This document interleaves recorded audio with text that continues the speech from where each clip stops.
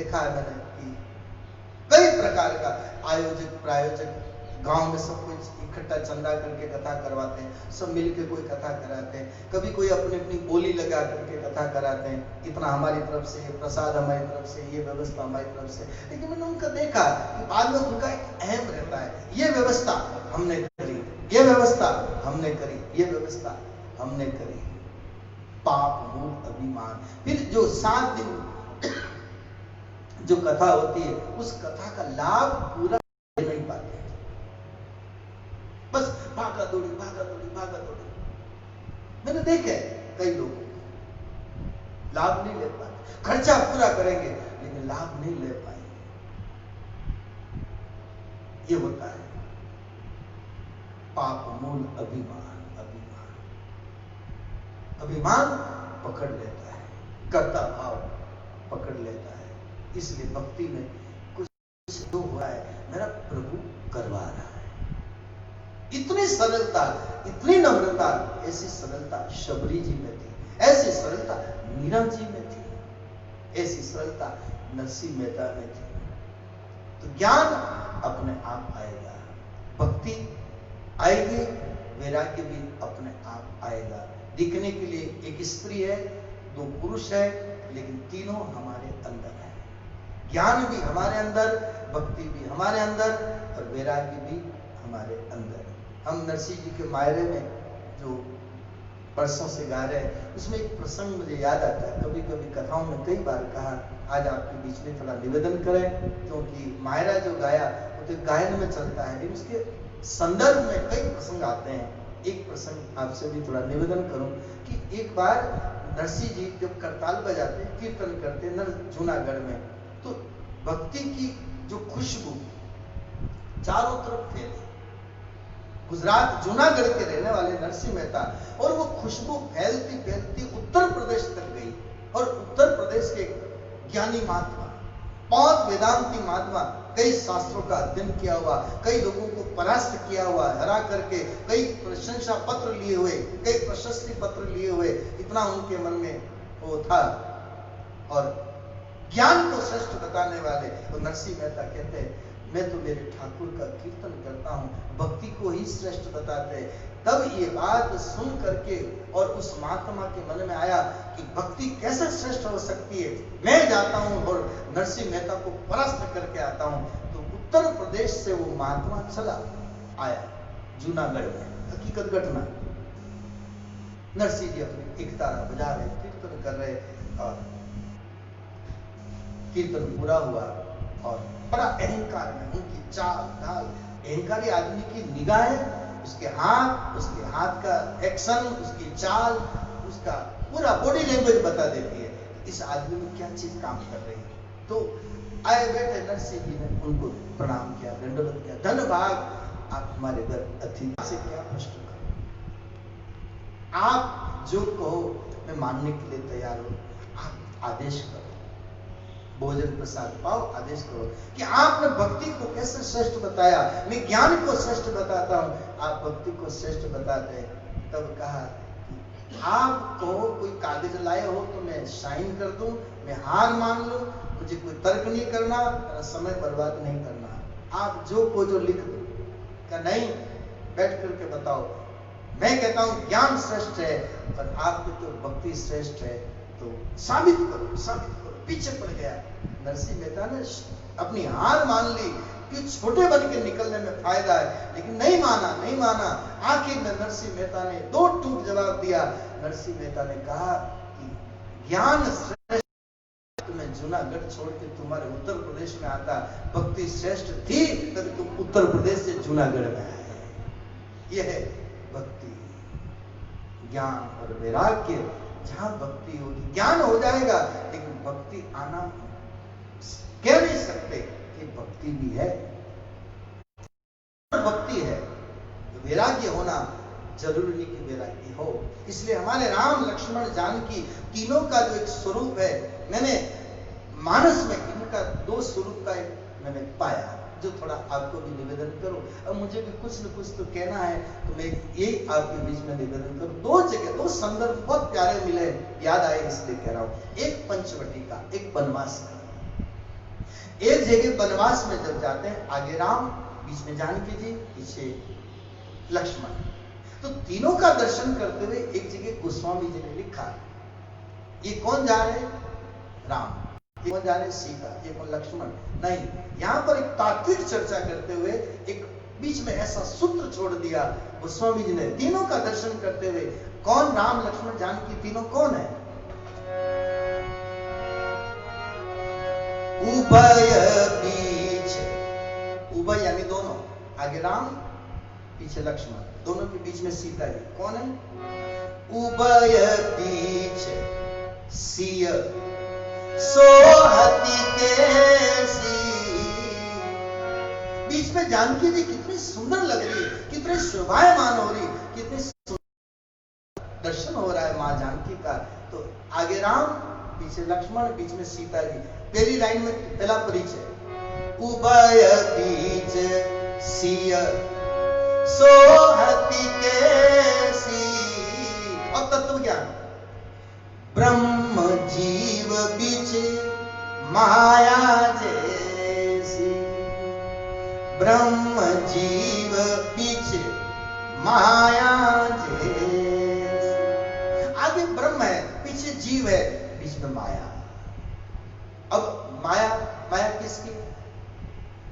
अब लक्ष्मण जी पीछे चलते हैं, चलते चलते कभी इधर मुड़ते हैं, राम के दर्शन करते हैं, कभी इधर मुड़ते हैं, राम के दर्शन करते हैं। तो कभी इधर, कभी इधर, अपनी लाइन से हट करके, और कभी इधर मुड़ के राम का दर्शन कर लेते हैं। अब जानकी जी को तो लक्ष्मण जी नहीं कह सकते कि माता जी बीच में से हट जाओ, आप मेरे बीच में आ रही हो, आपका पर्दा मेरे बीच में आ रहा है, मैं राम का दर्शन नहीं कर सकता, मेरे प्रभु का नहीं कर सकता। किसी को डिस्टर्ब नहीं कर रहे, किसी को विक्षेप नहीं कर रहे, कभी इधर से, कभी इधर से। आप देखना, कभी कभी कथाओं में भी हमारा तो अनुभव है, कभी स्टेज थोड़ा छोटा होता है, कभी ऐसा होता है, तो आड़े बीच में कुछ आ जाता है, तो कभी व्यासपीठ का सामने बराबर नहीं मिलता, तो कभी यूं मुड़ के देखना पड़ता है, कभी यूं मुड़ के।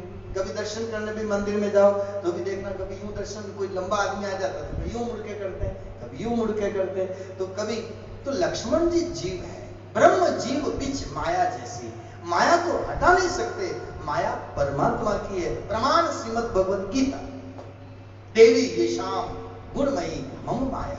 भगवान कृष्ण अर्जुन से कहते हैं ये माया मेरी है, मम माया। और फिर आगे का शब्द क्या लगा? दुरत्या, पार पाना कठिन है, माया का पार नहीं पा सकते। आगे आएगा प्रकरण भागवत में, जितना होगा इस भागवत से निकाल के जो भी आएगा गुरु कृपा से आपके बीच में निवेदन करेंगे।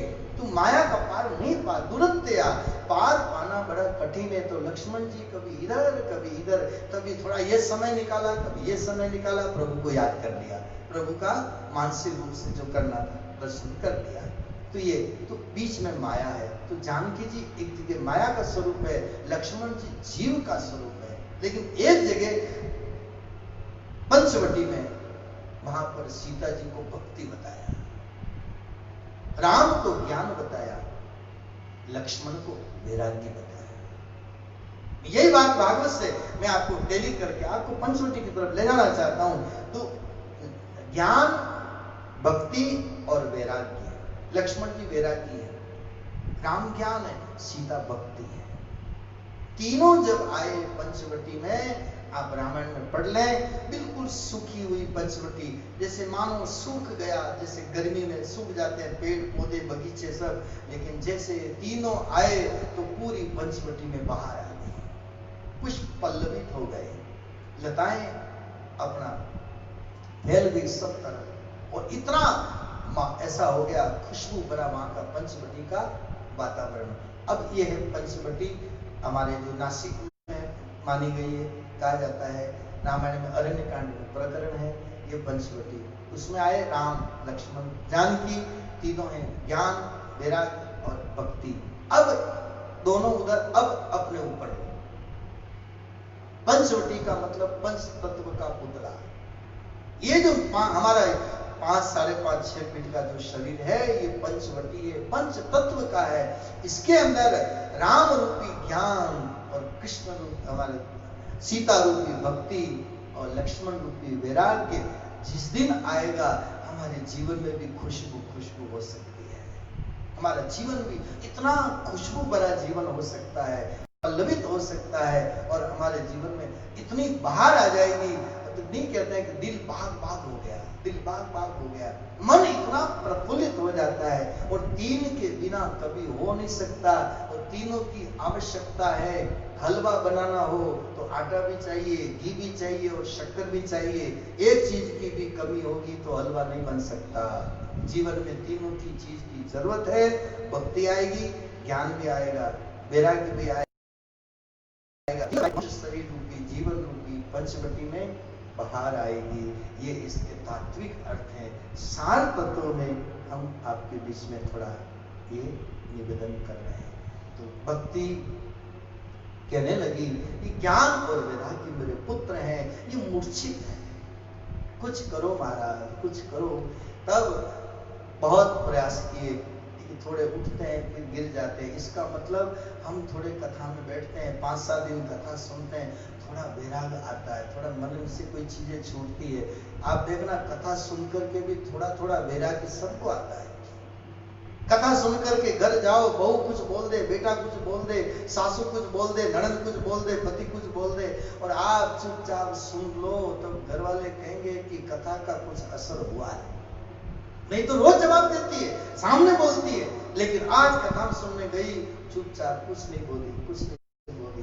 तो फिर घर वाले भी कहते तो रोज जा, रोज जा, कुछ तो असर होगा, कुछ तो असर होगा। शमशान में जाओ, किसी की मृत्यु हो जाए, जब तक चिता नहीं जले तब तक ऐसा होता है क्या लेके भागे भागे फिरते थे सब, आज पीछे कुछ नहीं, सब यही छोड़ करके चले गए वहां पर। और चिता जलाई, थोड़ी दूर जली और अग्नि को लकड़ी का टुकड़ा डाला और सब आए, फिर वही दुनियादारी के चक्कर में। शमशान भूमि में, इसलिए हमारे यहाँ मेवाड़ में कहते हैं मसाया वैराग। कोई मर जाता है तब कुछ वैराग्य होता है। तो कथा सुन करके थोड़ा वैराग्य होता है, कुछ चीज मन से अपने आप छूटती है, कुछ परिवर्तन होता है, तब लगता है घर वालों को भी कि कुछ न कुछ परिवर्तन हो रहा है। और इसलिए हमने कई जगह देखा है, परिवर्तन नहीं होने के कारण आज की युवा पीढ़ी भी कथाओं की कभी कभी मजाक उड़ाती है। अरे मेरी मम्मी तो जिंदगी भर कथा सुनी, स्वभाव नहीं बदला, मेरी पत्नी में रोज झगड़ा रोज झगड़ा रोज झगड़ा होता है। मिला, कथा सुनना अलग बात है, लेकिन जीवन में उतारना कुछ अलग बात है। आनंद तो जब आएगा जब आदमी थोड़ा उसको उतारने का प्रयास करेगा, नहीं तो फिर दूर में लट सब मारे जा रहे, सब मारे जा रहे। तो भक्ति वैराग्य थोड़ा होता है, लेकिन फिर थोड़ा ज्ञान भी होता है, लेकिन फिर चौपट हो जाता है। इसी परिप्रेक्ष्य में नारद जी प्रयास कर रहे हैं, बहुत साधन किया, कुछ नहीं हुआ। फिर कहते हैं वो संकालिक मुनियों से कथा सुनी और वो कथा आकर के सुनाई। ज्ञान और वैराग्य की धीरे धीरे मूर्छा दूर हुई है। इसका मतलब ज्ञान भी थोड़ा पुष्ट होने लगा, वैराग्य भी थोड़ा पुष्ट होने लगा।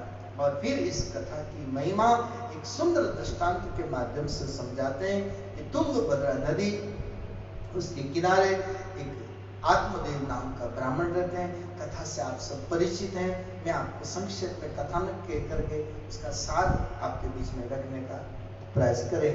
तो आत्मदेव, उसकी पत्नी का नाम धुंधुली, नाम है आत्मदेव। कहानी बड़ी प्यारी, बहुत छोटी सी कहानी, प्रकरण आज के पहले दिन के माध्यम में इसकी कथा को सुनाया जाता है, तो मैं भी आपसे निवेदन कर रहा हूँ। तो धुंधुली और आत्मदेव के घर कोई बेटा नहीं, कोई बालक नहीं, और पत्नी का जो स्वभाव है वो स्वभाव, पत्नी का स्वभाव ठीक नहीं है। हर चीज में हड़बड़ी, जल्दीबाजी, हर काम हर काम हर काम, झगड़ालू प्रवृत्ति, नुक्ताचीनी करना, बुराई करना, निंदा करना, झगड़ा करना, ये उसका स्वभाव। उसके स्वभाव से आत्मदेव भी कभी कभी दुखी होता था। ऐसे स्वभाव की जहां स्त्री हो तो क्या कहा जाए उसे, मिलान करके देखे कि हमारा स्वभाव कहीं ऐसे कहीं मिल तो नहीं रहा है। यह स्वाध्याय है। कोई कथा सुनते सुनते रामायण पढ़ते पढ़ते, भागवत पढ़ते पढ़ते, कोई प्रकरण को देखते देखते अपने को आकलन करना, स्वयं का अध्ययन करते जाना, उसको कहते स्वाध्याय, जो मैंने पाया। बाकी कोई 4 गीता के पाठ श्लोक पढ़े, कोई चौपाया पढ़े, कोई कहते हैं मैं स्वाध्याय करता हूँ, अच्छी बात है, लेकिन मैंने तो जहां तक देखा है ये स्वाध्याय कि हमारी वृत्तियां किधर है, कितनी हमारी धुंधुली से मिलती है, कितनी आत्मदेव से मिलती है, कितनी गोकर्ण से मिलती है और कितनी धुंधुकारी से मिलती है। हमारी प्रवृत्तियों को देखने का एक ज्वलंत उदाहरण के रूप में ये सब आए ऑप्शन दिए हुए, आपको कौन सी चीज पसंद है, हम किस स्टेज पर खड़े हैं, अलग अलग हमारे सामने उदाहरण दिए गए, जो जिसकी पसंद हो। तो आत्मदेव, पत्नी का नाम धुंधुली, बेटा बेटी कुछ है नहीं, जो मिले वो ताना मारे, रास्ते में जावे तो कोई शकुन नहीं लेवे, पेड़ लगावे तो फल नहीं मिले, गाय को पाले तो बछड़ा नहीं होवे। आखिर में लोगों के ताने सुन सुन करके आत्मदेव ने सोचा अब तो मर जाओ, दुनिया से चले जाओ, अब मैं जी नहीं सकता। ये सोच करके आत्मदेव घर से निकलते हैं मरने के लिए। लेकिन कोई पूर्व जन्म का ऐसा कोई योग रहा होगा, कोई योग बना होगा, आत्मदेव को संत का मिलना हो गया, संत मिल गए। संत ने कहा ब्राह्मण देवता जल्दी जल्दी कहां जा रहे हो, बात क्या है? आत्मदेव ने कहा महाराज मेरे घर बालक नहीं, कोई बेटा बेटी नहीं है, मैं मरना चाहता हूं, आत्महत्या कर रहा हूं। ये स्थितियां समाज में कई जगह है। कई लोग सोचते हैं मेरे बालक नहीं, मेरे बालक नहीं, मेरे बालक नहीं, लेकिन संत ने जो समझाया, बहुत प्यारा संदेश ठाकुर जी ने दिया है। संत ने कहा महाराज सुनो, बेटा बेटी कोई निहाल नहीं करते, ये संसार की व्यवस्था है, बेटा हो बुढ़ापे में सेवा करता है, लेकिन आप सोचो कि बेटा मेरी मुक्ति करेगा या बेटी मेरी मुक्ति करेगी, ये मन में से निकाल दो। ये सेवा के लिए एक परमात्मा की, गृहस्थी की, दुनियादारी की एक व्यवस्था है। किसी के घर बेटा बेटी होते हैं तो भी दुख लिखा होगा, तो भी भोगना पड़ेगा, और किसी से बेटा बेटी नहीं होते तो उनके हाथ का पानी भी कोई नहीं पीता, दुनिया से चला जाता है। इसलिए आप देखना कई लोग कहते हैं किसी को सेवा का मौका ही नहीं दिया, आदमी चला गया, किसी के पानी का गिलास भी नहीं मांगा, आदमी चला गया, 4 बेटे 4 बहुएं, पोता पोती, दोहिता दोहिती सब रह गए, किसी के पानी का गिलास भी मांगने की नौबत नहीं आई। संत ने समझाया कि बेटा पुत्र वो है जो तारे, मुझे तो ऐसा बेटा चाहिए, मुझे बेटा दो, मुझे बेटा दो। संत ने कहा बेटा होगा तो क्या करेगा? मेरा पिंडदान करेगा, मेरा क्रियाकर्म करेगा, मेरा उद्धार करेगा। संत ने समझाया कौन सा पिंडदान करेगा? कहा कि वो आटे का पिंडदान करेगा, बूटा लगाएगा, जो भी करेगा, उंगली लगाएगा, ऐसे करके पिंडदान करेगा। संत ने कहा आटे के पिंडदान से कभी मुक्ति नहीं होती। शरीर एक ये पिंड है 5 तत्व का, इसको भगवान को अर्पण करना, भगवान को समर्पित करना, भगवान को दे देना ईमानदारी के साथ, ये सच्चा पिंडदान है। जिसकी दे दो उसको, परमात्मा तुझे दे दिया। और मंदिर में तो कहते हैं तन मन धन सब है तेरा, तेरा तुझको अर्पण क्या लागे मेरा। हम तो स्टैंडर्ड झूठ बोलने वाले हैं, लोकल क्वालिटी का नहीं बोलते हैं, हम हाई लेवल का झूठ बोलते हैं। कहते हैं तन मन धन, ये ताली बजा करके बहुत आरतियां करी हमने, लेकिन तन किसने दिया, मन किसने दिया, धन किसने दिया?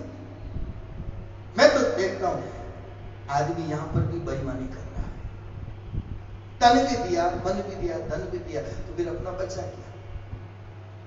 फिर कुछ बचा नहीं, बचा नहीं तो फिर उसका अहंकार नहीं, फिर कोई झगड़ा ही खत्म हो गया सब। अब क्या मानो, तब किसका है? हम कोई फॉर्म भर कर मनुष्य शरीर थोड़ी लेकर के आए, भाई इतना टेंडर भरो, ये भरो, इसमें हमको मनुष्य जीवन चाहिए, गोरा रंग चाहिए, इसी कुल में जन्म चाहिए, हमको यहाँ पर जैसे नौकरी के लिए कहते हैं हमको वहां पोस्टिंग चाहिए, वहां पोस्टिंग चाहिए, तो हमें क्या, हमने कौन सा फॉर्म भर के आए? कुछ नहीं, कुछ नहीं, सब झूठ बातें हैं। ये उसकी कृपा से मिला और हम उसकी चीज उसको अर्पण कर दें। यह है सच्चा पिंडदान। 5 तत्व का पिंड, इसको प्रभु को अर्पण करना। बाकी तो कौन, ये जिस दिन अर्पण हो गया समझो हमारा उद्धार हो गया। ये तन भी हमारा नहीं है, मन भी हमारा नहीं। इसलिए किसी ने कहा मैं नहीं, मेरा नहीं, ये तन किसी का है दिया। मैं नहीं, मेरा नहीं, तन किसी का है दिया। मैं मेरा ये कहने वाला, मैं मेरा ये कहने वाला, मन किसी का है दिया। मैं मेरा ये कहने वाला। मैं तो संतों की वाणी चुन चुन के लाया हूं। अब संगीत में तबले में हम तो वैसे गाते हैं कि पहला चांस है मेरा इतने 40 साल की यात्रा में कि बिना साज के ये कथा चल रही है। इसलिए अब जैसी स्थिति ठीक है, अपना अब जीवन में चुन चुन के मोती लेकर के आए, और आप जैसे अच्छे ग्राहक मिल गए तो पोटली खोल रहे हैं। हरी हिरारी गांठड़ी ग्राहक बिन मत खोल, आसी हिरारो पारखी तो बिकसी महंगे मोल। हीरे की परख करने वाले आप हैं, जोरी हैं, इसलिए हम भी हमारी पोटली ला करके आपके सामने खोल रहे हैं। तो मन किसी का है दिया, मैं मेरा ये कहने वाला, तन भी अपना नहीं, मन भी अपना नहीं, और जो दिया है वो धन भी अपना नहीं। तो वैराग्य, ये वैराग्य, ऐसा चिंतन करने से थोड़ा वैराग्य आ सकता है। तो संत ने खूब समझाया, बेटा हमारा कल्याण नहीं कर सकता, आप तो हरि भजन करो, हरि भजन करो। लेकिन यहां पर मोह ममता में फंसे हुए आत्मदेव को एक भी ज्ञान की बात नहीं लगी। और सीधा सा सूत्र है सुंदरकांड में, आप जो सुंदरकांड का पाठ करते होंगे उसमें आखिरी के समय में चौपाइयां लिखी होता है, वहां समुद्र के प्रकरण में आती है। उसमें बड़े अच्छे सूत्र आए हुए हैं, एक थोड़ा चर्चा आपके बीच में करूं, संदर्भ मिल रहा है इसलिए। सट सन विनय कुटिल सन प्रीति, सहज कृपन सन सुंदर नीति, ममता रत सन ज्ञान कहानी, अति लोभी सन विरति बखानी, अति लोभी सन विरति बखानी, क्रोधी सम कामी हरि कथा, ऊसर बीज वह फल जथा, ऊसर बीज वह फल जथा। सठ सन विनय कुटिल सन प्रीति, कुटिल आदमी के साथ प्रीति निभती नहीं है, और शठ आदमी के सामने विनय करने का कोई मतलब नहीं। सहज कृपन सन सुंदर नीति, और कंजूस आदमी को दान की बातें करो अच्छी नहीं लगती, सुंदर नीति की बातें करो अच्छी नहीं लगती। सहज कृपन सन सुंदर नीति, ममता रत सन ज्ञान कहानी, जो ममता की बेड़ियों में बंधा हुआ इंसान है उसको ज्ञान की कितनी बातें बताओ कोई उसका असर नहीं होता, ऐसा लिखा है। अति लोभी सन विरति बखानी, लोभी आदमी के सामने वैराग्य की बातें कोई मतलब नहीं। क्रोधी आदमी को समता की बातें को कोई मतलब नहीं। ऊसर बीज भय फल जता, ऊसर जमीन में बीज डालो कभी फसल नहीं हो सकती। इसी तरह इतने लोगों को इतनी बातों का कोई असर नहीं हो सकता। आखिर में तो संत ने कहा, बड़े भाग्य से संत मिले थे, आज सही रास्ता बताने वाले, सही ज्ञान देने वाले। जीवन भर आत्मदेव ने अपने गृहस्थी में जीवन पूरा किया। आज बड़े भाग्य से प्रभु की कृपा से संत का मिलना हुआ। संत का मिलना ये जीवन में कुछ न कुछ एक नया परिवर्तन, नई दिशा, नया उजाला, नया प्रकाश मिल सकता है। और मैं तो फिर कहूं, संत कोई झटा बढ़ाए, भगवान के पेरे सन्यासी हो, ऐसा कोई हो तो ठीक, नहीं हो तो जरूरी नहीं। कोई भी संत हो सकता है। कोई स्त्री संत हो सकती है, पुरुष संत हो सकता है, बालक संत हो सकता है, जवान संत हो सकता है, बूढ़ा संत हो सकता है। इसका कोई जरूरी नहीं है। जिसके पास बैठने से आपके अणु परमाणु, आपके विचार, आपकी सोच बदलने लग जाए, वही संत का एक लक्षण माना गया है। तो ऐसे संत ज्ञान हुए जीव को ज्ञान लगता नहीं। एक फल दिया, फल लेकर के कहा कि तेरी पत्नी को खिला देना, करके आए, फल दिया है पत्नी को। धुंधुली ने कहा कहां से लाए? कहा कि एक संत ने दिया है। तो कहा कि क्या होगा इससे? कि अपने घर कोई बालक होगा, बालक होगा। ओहो, कुछ विचार किया, तार्किक बुद्धि की, विचार करने लगी, ये फल खाऊंगी, मैं गर्भवती होंगी और 9 महीने तक मुझे गर्भ को धारण करना पड़ेगा। कभी गांव में आग लग गई, कि झगड़ा हो गया, कोई लुटेरे आ गए, तो मैं कहां भाग सकूंगी? और क्योंकि गर्भ अवस्था में मैं दौड़ नहीं सकती, और ऐसे समय में मेरी क्या स्थिति होगी? फिर मुझे प्रसव की पीड़ा भोगनी पड़ेगी, बच्चे को जन्म देने की पीड़ा भोगनी पड़ेगी, और मैं तो घर में रहूंगी। फिर ननंद बाई को आएगी घर में, और मैं तो रहूंगी अंदर, और क्या पता घर में आकर ननंद बाई कुछ प्लेटफार्म साफ करके चली जाए तो? मैं नहीं कह रहा हूं, लिखा है इसमें, जो भी लिखा है। सब नंदे ऐसी नहीं होती। है क्योंकि धुंधुली का एक अर्थ, आप ध्यान देना, धुंधुली को जब आंखें धुंधलाने लग जाए, कोई चीज स्पष्ट नजर नहीं आवे, तब हम चश्मा लगाते हैं। अखबार में अक्षर धुंधने लगने लग जाए, दूर से दिखने में धुंधला लगने लग जाए, तब हम चश्मे को बदलवाते हैं, नंबर चेंज करवाते हैं, क्योंकि अब साफ नहीं दिख रहा है, तो धुंधला दिख रहा है, कोई चीज स्पष्ट नहीं दिख रही है।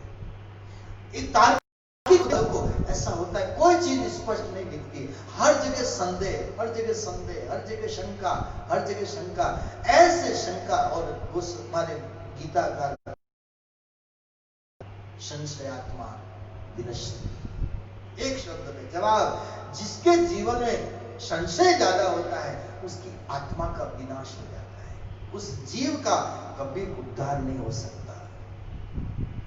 हर बीमारी की जड़ है संशय। रामायण में शंकर राम के ऊपर दर्शन करके संशय किया, शिव जी ने क्या कहा? तव नारी सुबाहु अस संशय जनी धरियन काऊ, अस संशय जनी धरियन काऊ। मेरा कहना मानो, मेरे राम के ऊपर संशय मत करो। मैंने जैसे प्रणाम किया है, शिव जी कहते हैं सती को, वैसे तुम भी प्रणाम कर लो। और सती कहती मैं तो नहीं करूं। कारण 2 है। आप देखना, सती का दूसरा रूप पार्वती का है। पार्वती के पिता का नाम है हिमाचल और माँ का नाम है मैना। और यहाँ पर पिता कौन है? दक्ष। दक्ष का मतलब चतुर, होशियार, चालाक, आप जो शब्द लगाना चाहो। उस बाप की बेटी है, और होशियार बाप की बेटी कोई बोली बाली थोड़ी होती, इसलिए वो संशय करती है। बात बात में प्रसंग, मैं प्रणाम नहीं करती, मैं प्रणाम नहीं करती। सती ने समझाया, मैं मिल गया, बोला मान ले, तू प्रणाम कर ले कि मैं तो नहीं करूं, मैं तो नहीं करूं, मैं तो नहीं करूं, मैं तो परीक्षा करूंगी। शंकर भगवान ने कहा जा कर। और आखिर परिणाम क्या हुआ? सती को भस्म होना पड़ा। प्रमाण भगवत गीता, संशयात्मा विनश्यति।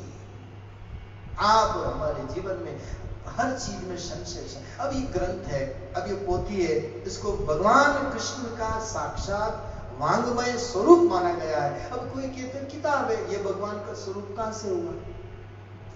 ठीक है, वो माने उसकी मर्जी, नहीं माने उसकी मर्जी। हम आपके बीच में बैठे, अब हम यहाँ 2.5-3 घंटा बोलते हैं तो इसकी शक्ति से बोलते हैं। हम इसके पास बैठते हैं तो शक्ति मिलती है तब बोल पाते हैं। अब ऐसे घर में को, कमरे में को हम नहीं बोल सकते, मैं सुना सकते हैं, लेकिन ऐसा दायरा है। इसको एक इतनी तपस्या की जगह है। आप अपने आसन पर बैठ तो ये तप हो रहा है 2.5 घंटा 3 घंटा। अब आप संशय करो, ऐसा कैसे होगा, ऐसे कैसे हो सकता है, वैसा कैसे हो सकता है, अपनी मर्जी। एक बात मैं कहता हूं, एक वकील साहब थे, किसी तेली की दुकान के ऊपर गए। पत्नी ने कहा कि सब्जी के लिए खाने का तेल लेकर के आओ, तो वहां गए तो तेली ने वो तेल भर करके नाप करके 1 किलो तेल दिया। तो वकील साहब थे, बुद्धि तो प्रखर थी उनकी। वकील साहब ने पूछा कि भाई तेल वाले, जरा बता, ये जो तेरे गाड़ी में जो तेल चल रहा है, ये उसने कहा कि बेल चलता है तो इसको मतलब चलता है कि मैं बहुत लंबा चल रहा हूं, नहीं तो इसको चक्कर आने लग जाता है, इसलिए उसका आंख को पट्टी बांधते हैं। अच्छा अच्छा, ठीक है। फिर दूसरा प्रश्न किया कि इसके गले में घंटी क्यों बांध रखी? तो कहा ये बेल जब गाड़ी में चलता है ना तो झूमते हुए चलता है तो इसकी गर्दन हिलती है, हिलती तो घंटी बजती रहती है, तो मैं समझता हूँ कि गाड़ी चल रही है। और घंटी बंद हो जाए मैं समझता हूँ तो बेल रुक गया, इसलिए चलती रहती है। और मैं ग्राहक को जो देना सामान दे देता हूँ। फिर वकील ने तीसरा प्रश्न किया, अगर बेल खड़ा खड़ा घंटी हिलावे, गर्दन हिलावे तो? तब उस तेली ने कहा, मेरा जो बेल है ना ये वकील नहीं, ये खड़ा खड़ा घंटी नहीं हिला सकता, बेल है, ये पशु है, ये चलेगा झूमता हुआ चलेगा। हर जगह तर्क, हर जगह तर्क, हर जगह तर्क, सब जगह नहीं चलता है। कुछ जगह श्रद्धा रखनी पड़ती है। श्रद्धावान लभते ज्ञानम, भगवान कृष्ण गीता में कहते हैं, जो श्रद्धा रखेगा वो कुछ पाएगा। आपने श्रद्धा रखी और मुझे तो बड़ा हुआ, एक दिन पहले आपसे मुलाकात हुई और एक दिन पहले हम मिले थे, तब तो कोई बात नहीं थी। सवेरे आपका और कथा का एकदम इतना जल्दी, शायद मैं समझता हूं आज दिन तक हमारी कोई कथा फाइनल नहीं है, इतनी जल्दी 40 वर्ष में इतनी जल्दी आज तक कोई कथा इतनी निर्णय में नहीं आई। तो सप्ताह भर लगा होगा, कभी 15 दिन लगे होंगे, लेकिन एक रात के अंदर मैं तो समझता हूं, एक रात में राम जी दूसरे दिन गद्दी पर बैठने वाले थे, एक रात में राम जी सीधे वन में चले गए और एक कभी मन में नहीं था और एकदम व्यासपीठ लग गई, अधिक मास में कथा हो गई। भगवत कृपा, श्रद्धावान लभते ज्ञानम, ये श्रद्धा का विषय है। और इसमें कितनी चीजें मिलती है। केवल पोथी वाली कथा तो आजकल इतने भागवत के कथाकार हो गए, इतने चैनल पे कथाएं आ रही है, लेकिन मैं तो इस व्यास जी की और सूत जी की और शौनक जी की जो सार गर्भित बात है, मैं उस पंक्ति को पकड़ करके चलता हूं। सुताख्यायी कथा सारम मम कर्ण रसाय। कथा ऐसी हो मन को बदल दे, चाहे 1 घंटे के लिए बदले, चाहे 2 घंटे के लिए, लेकिन परिवर्तन करे। गैस के चूल्हे पर पानी डालो, उबल करके भाप बन के उड़ जाएगा, लेकिन उस उबलते पानी में चाय की पत्ती डालो, एकदम कलर चेंज हो जाता है। ऐसे सत्संग की इस कथा में आप बैठे हुए तप करने के लिए, लेकिन कोई सूत्र ऐसा गिर जाए और अंदर हमारा जीवन का रंग बदलने लग जाए, ये है परिवर्तन। और परिवर्तन जहां हो वहां पर कथाओं की मूल्य बढ़ जाता है। और कथा का तो अपना मूल्य है ही, लेकिन फिर किसी को कहने का मौका नहीं मिलता है कि कथा सुन सुन फूटिया कान, फिर भी न आयो अजो ज्ञान। जिंदगी भर कथा सुनते सुनते हो जाती है, लेकिन फिर भी ज्ञान नहीं आता है। तो इसका मतलब हमने उस मर्म को नहीं समझा। मुझे तो कहने में कोई शंका नहीं, भगवान कृष्ण ने 2 जनों को ज्ञान दिया। देखो, एक उद्धव जी को दिया 11वें स्कंद में, और एक गीता में दिया अर्जुन को। बाकी कितना ज्ञान लिया कृष्ण से वो जाने, लेकिन मैंने समझा 2 ने जो लाभ लिया, 2 ने जो लाभ लिया वो किसी ने नहीं लिया, 2 ने पाया। परिवार के कितने पाए नहीं पाए आप सब जानते हैं, पढ़ लो। आपस में लड़ लड़ के क्या होगी इनकी स्थितियां, यदुवंश नाश हो गया। कदर करी है उद्धव जी ने, गोविंद आप चले जाओगे, मुझे कौन ज्ञान देगा।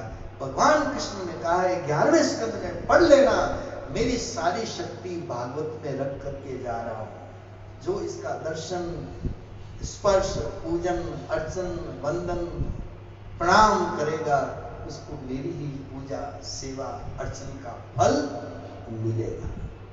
इसलिए सबसे पहले आया वंदन, नमस्कार, नमस्कुरु, ऐसा शब्द आए, प्रणाम, प्रणाम। इसके बड़े अर्थ हैं। प्रणाम के अर्थ हैं, नमस्कार के अर्थ हैं, वंदन के अर्थ हैं। और मैंने पाया है, इसलिए आपसे कह रहा हूं। मैंने बहुत भटका हूं, खूब मैंने भी कई लोगों के संपर्क में आया, देखा, सुना, समझा, लेकिन मुझे तो 3 अर्थ इतने प्यारे लगे। वंदन, वंदन करना, वंदन का अर्थ है हाथ जोड़ के वंदन करना।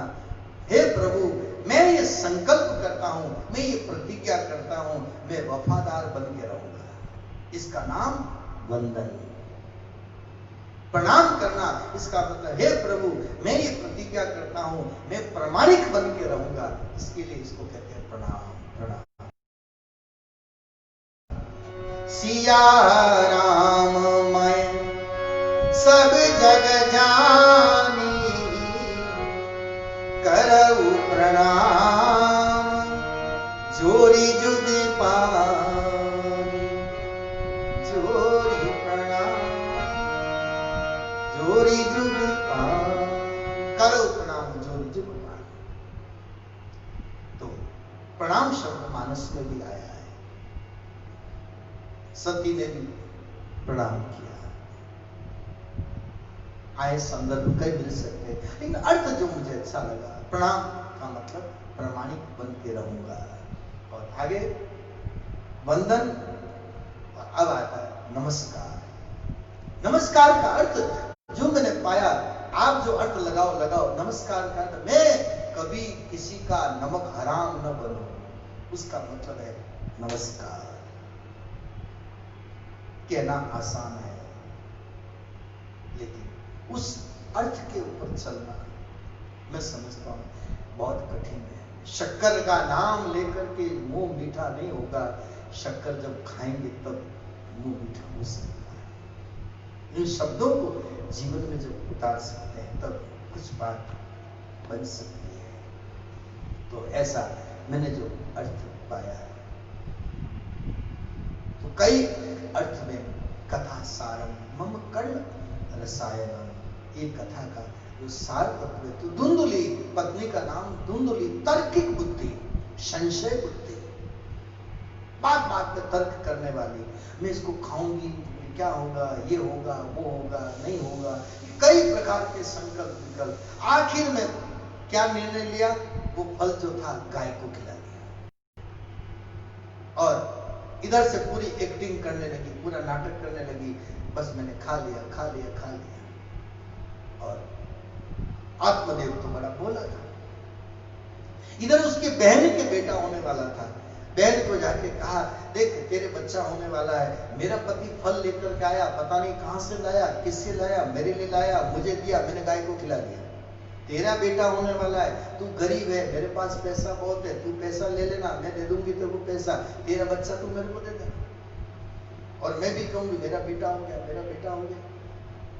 बहन भी राजी हो गई और समय निकला, फिर वहां से बेटा ले आई। और फिर बाद में कहा कि देखो बेटा हुआ है, लेकिन मेरे बच्चे को पिलाने के लिए दूध की व्यवस्था नहीं है, तो मैं इसको दूध पिलाने बहन के घर जाऊं, उसके भी अभी बच्चा हुआ है, तो उसके दूध आता है तो बच्चा पिएगा, मेरे तो दूध की व्यवस्था नहीं है, इसलिए मैं वहां ले जाऊं। इसी बहाने संबंध उससे बना करके रखे। और बच्चा बड़ा होने लगा, आत्मदेव बड़ा बोला, और दिनों दिन बच्चा बड़ा हुआ, तो अब तो बच्चा बड़ा उदंडी, इतना उदंडी स्वभाव का, छोटे छोटे बच्चों को ले जाता है, कहीं कुएं में धक्का देता है, किसी को मारता है, पीटता है, कितना अनर्थ काम करने लगा, और चोरियां करने लगा, और ऐसे चोरियां करते करते, और अब तो शराब पीने लगा, मांसाहार करने लगा, और नाम क्या रखा गया उसका? धुंधुकारी। अब जब नामकरण किया गया तो आत्मदेव ने कहा कि मेरा नाम आत्मदेव, इसका नाम आत्मानंद, इसका नाम आत्माराम रखें। पत्नी कहती है, माँ और बेटी की एक राशि होनी चाहिए, तुम्हारा मामला नहीं चलेगा, तो क्या करे, न तो आत्माराम रखना न आत्मा वो रखना, अपने तो मैं हूं धुंधुली, तो मेरा बेटा धुंधुकारी। आत्मदेव ने हाथ जोड़ दिया, देवी तेरी मर्जी आए सो कर। माँ बेटी की एक राशि, धुंधुकारी। अब धुंधुकारी ऐसा पापी व्यक्ति, ऐसा दुष्ट प्रवृत्ति का, चोरियां करना, लूटना, शराब पीना, मारपीट करना, हत्याएं करना, सारे काम ऐसे दुर्गुण उसके अंदर प्रवेश कर गए, चोरियां करने लगा, और 5 ऐसी गणिकाओं के चक्कर में फंस गया। ऐसी स्त्रियों के बाजारों, स्त्रियों के चक्कर में फंस गया, चोरियां करके लाता, उनको देता और उनको खुश रखता, और वो स्त्रियां भी खुश हो जाती। एक दिन राजा के महल में चोरी करी कि आज मैं इतना धन कमा के लाऊं, तुम खुश हो जाओ, और खूब ला। कहां से लाया? चोरी करिए। 5 स्त्रियों ने देखा कि ओ, अगर पता लग गया तो धन भी जाएगा और हम भी अंदर फिट हो जाएंगे, हम क्या करें। खूब नशे दुत किया, दुत होकर के पड़ा रहा पलंग के ऊपर, और कहते हैं कि उसको पलंग से बांध करके उसके गले में फांसी लगाई, लेकिन मरता नहीं, प्राण नहीं निकलते, बड़ी मुश्किल है, बहुत कोशिश करी। अब ने 5 ने देखा अब ये उठ गया तो हमको मार डालेगा, तो क्या करे, रस्सी से बांधा हुआ, और जलते जलते चूल्हे में से अंगारे लेकर के आई और उसके मुंह में भर दिए, तड़प तड़प करके उसके प्राण निकले, और उसका अग्नि संस्कार भी नहीं किया उन 5 स्त्रियों ने, और कहते हैं कि गड्ढा खोद कर जमीन में गाड़ दिया। अकाल मृत्यु होने के कारण प्रेत बनकर के भटकने लगा। उसके आतंक के कारण इधर गाय का जो बालक हुआ था, जिसका नाम गोकर्ण रखा गया, बंधन पूजन करने वाला नेक इंसान, एक सात्विक प्रवृत्ति का, वो भी ऐसा भाई गाय से जो हुआ, जो गोकर्ण, और बहन का बेटा लेके आई वो धुंधुकारी, दोनों एक साथ बड़े होने लगे, एक इधर, लेकिन ये दुष्ट प्रवृत्ति का, वो सात्विक प्रवृत्ति का। लेकिन जब उसका आतंक देखा तो घर छोड़ के तीर्थों में निकल गया। पता लगा कि मेरा भाई मारा गया, गया जी में जाकर के श्राद्ध किया, पिंडदान किया, लेकिन फिर भी मुक्ति नहीं हुई। आखिर में तो स्त्रियां तो धन लेकर के चली गई, और कहते हैं कि प्रेत योनि में बन करके भटकता है, और भटक करने के कारण प्रेत बना, और प्रेत में रात में रोने की आवाज सुनी। गोकर्ण ने देखा कौन रो रहा है, पूछा कौन है, कहा कि मैं तुम्हारा भाई हूं, 5 स्त्रियों ने मुझे मार डाला, अग्नि संस्कार भी नहीं किया, और मैं प्रेत बन के भटक रहा हूं। अरे मैंने तेरा पिंडदान किया, मैंने तेरा श्राद्ध किया, फिर भी मुक्ति नहीं हुई, कि नहीं मेरी मुक्ति नहीं, भाई कुछ कर मेरी मुक्ति का उपाय कर। अब मैं क्या करूं? सूर्य नारायण से पूछूंगा कल यदि क्या जतन करना चाहिए। तो सूर्य नारायण से प्रार्थना करी, आकाशवाणी हुई कि तुम भागवत पारायण का पाठ करो। तो भागवत पारायण का पाठ किया, नियम के साथ, अनुष्ठान के साथ, और कहते हैं कि भागवत में एक 7 बांस काट का एक बांस रखा। दुख के कारण, प्रेत योनि के कारण, दुख परेशानियां भुगतने के कारण, कष्ट देखने के कारण उसका मन अब हुआ कि मेरा उद्धार कैसे हो। अब जिज्ञासा जगी कि बांस में आकर के वायु रूप में प्रविष्ट हो गया। पहले दिन की कथा हुई, पहली गांठ फट गई, दूसरे दिन की कथा में दूसरी गांठ फट गई, ऐसे पूरी कथा हुई 7 दिन की और पूरा बांस फट गया। 7वें दिन एक दिव्य पुरुष बनकर के बाहर निकला, हाथ जोड़ करके गोकर्ण जी को प्रणाम किया, हे भाई तेरी इस भागवत कथा ने मेरी मुक्ति कर दी और मैं जा रहा हूं, तुझे लाख लाख वंदन, लाख लाख नमन, ऐसा धुंधुकारी ने आशीर्वाद दिया है। और उसी गोकर्ण जी की फिर दोबारा फिर कथा करी। भक्ति महारानी ज्ञान वैराग्य अपने पुत्रों के साथ प्रकट हुई और कहा कि बोलो वत्स क्या चाहिए तुम्हें। तब भक्ति महारानी ने मांगने के लिए कहा।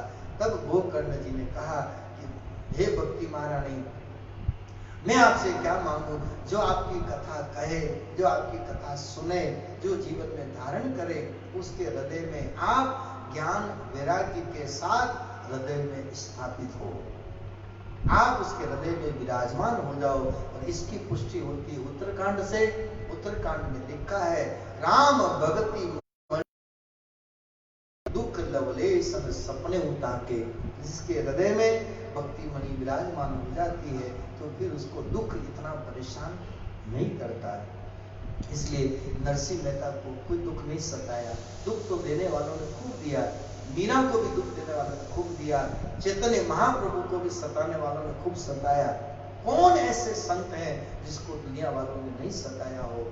और कई इतिहास भरे पड़े हैं, लेकिन परीक्षा तो देनी पड़ती है। लेकिन जिसके घट में भक्ति महारानी प्रवेश हो जाए, विराजमान हो जाए, तो वो सुख, वो आनंद मिलता है। तो आज पहले दिन की कथा में इसकी महिमा आपके बीच में रखी। कल और प्रसंग को आगे लेते हुए आगे चलेंगे। घड़ी भी अपना कांटा बता रही है। आज पहला दिन था और आपने बहुत शांति से श्रवण किया। जहाँ जहाँ भी आपने बैठ के आज हमारे विज्ञान के माध्यम से आपके भी मैसेज कई लोगों के पास पहुँचे होंगे और हमारे तरफ से भी जो जो प्रेमी लोगों को संदेश पहुँचाया, करीब 2000 भक्त लोगों को हमारी तरफ से मैसेज पहुँचा। कई लोगों का जवाब आया कि बहुत दिनों के बाद फिर कथा सुनने का मौका मिलेगा। कई लोगों ने वो महसूस किया, खुशी जाहिर करी। मैं यहाँ से आप सबको, मैं तो सबसे पहले हमारे आदरणीय आपको दोनों को, जुगल जोड़ी को खूब खूब हमारा तहे दिल से आपके लिए शुभकामनाएं कि आपने ऐसा है कि मन में इस अधिक मास में पावन महीने में पिछले साल तो आगे हर साल करीब 4 कथाएं बराबर होती थी 7-7 दिन की, और 28 दिन एक दिन आने जाने का करके 4 हमारी भागवत कथाएं अलग। एक बार जैसलमेर थी, एक बार अलग थी, कहाँ थी, एक बार फिर गुजरात में थी, सूरत में थी। ऐसे तो वो जाना आना सब करके अधिक मास में 4 भागवत कथा होती थी। अब की बार मैं भी उदास हो रहा था। मैंने कहा ये कोरोना जी कहाँ से पधारे, चाइना से आए कि कहाँ से आए मुझे पता नहीं, कहने वालों ने कुछ भी कहा हो, लेकिन इन कोरोना जी की कृपा से हे प्रभु ये क्या हो गया, ये क्या स्थिति होगी, मंदिर बंद हो गए, दर्शन को नहीं जा पा रहे। ऐसे तो कभी नहीं हुआ, लेकिन चलो जो भी हरी इच्छा। लेकिन आखिर हमारी भी एप्लीकेशन भगवान तक पहुंची और भगवान ने प्रेरणा करी, हम आपके बीच में हाजिर हुए। बहुत बहुत प्रभु को क्या कहे, उसकी बहुत बहुत कृपा। आरती करेंगे और आज का प्रकरण विराम करेंगे। कल 3 बजे फिर हम इस कथा को आगे बढ़ाने का प्रयास करेंगे।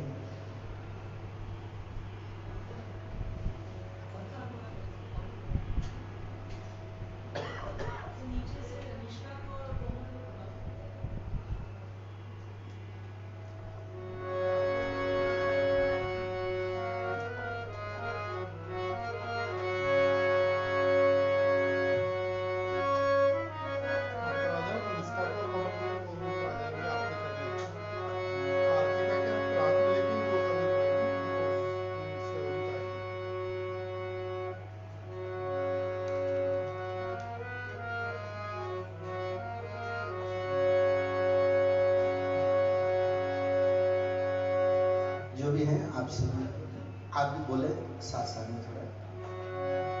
हे गिरधर तेरी आरती